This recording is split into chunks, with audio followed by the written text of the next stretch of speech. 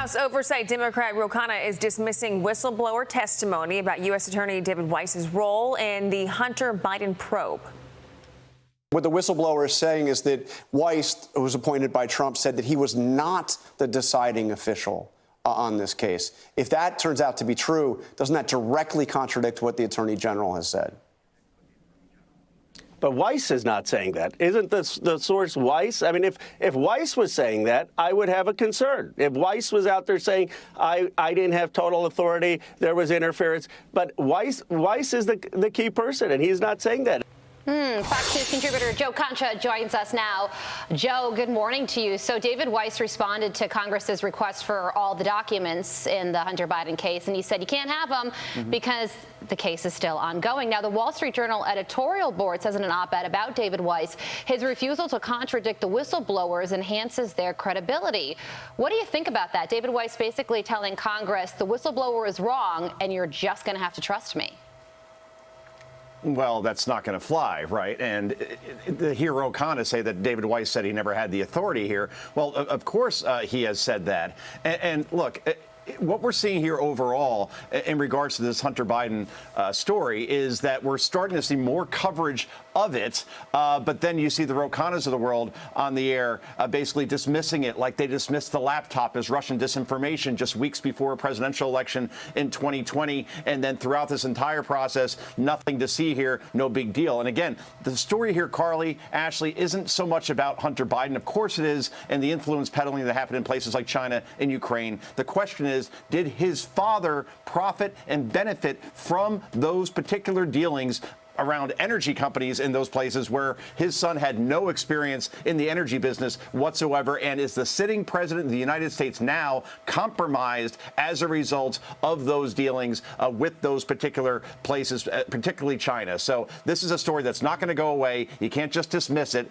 It has legs because now we have a GOP Congress under James Comer, in this particular case, an oversight that will not let this go because the evidence keeps mounting and mounting that there is a there. Ashley. Yeah, I mean, you would think that, anybody with half a brain cell would know it's not just about Hunter Biden. This is about the sitting president of the United States. But when you talk about the media covering this, we're starting to slowly see them start to cover this more and more. But do you think the public is really going to get the full story of what's happening here and all of these whistleblower testimonies, all of these complaints? This entire story has been going on for years, Joe. So by 2024, do you think the voters are going to get the full story because the media has just refused to cover it, and now they're just piece by piece putting it together?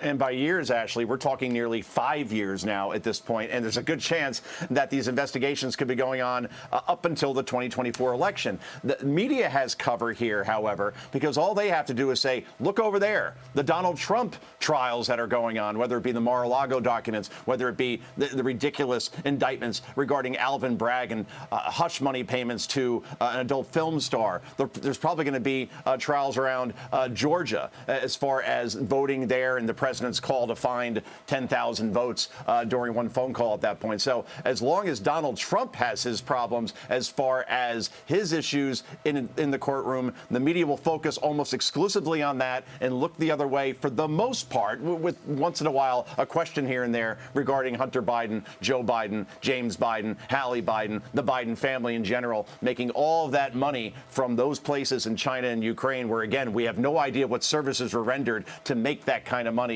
in this situation, Ashley. Yeah, there's so many questions still remaining on this Hunter Biden issue, too. Like Tony Bobolinsky came out and said he reached out to David Weiss's office to have a conversation with them, and they never got back to him. You'd think that the investigators investigating Hunter Biden's business affairs would want to talk to Hunter Biden's business partner, but that ended up not happening. Yeah. Joe, got to leave it there. Thanks so much for joining us this morning. We appreciate it. Thanks, Joe. Oh, thank you, Carly. Appreciate it. Thank you, Ashley. Good to see you. All right, Fox and Friends starts right now. Have a good day. I'm Steve Ducey. I'm Brian Kilmeade. And I'm Ainsley Earhart. And click here to subscribe to the Fox News YouTube page to catch our hottest interviews and most compelling analysis.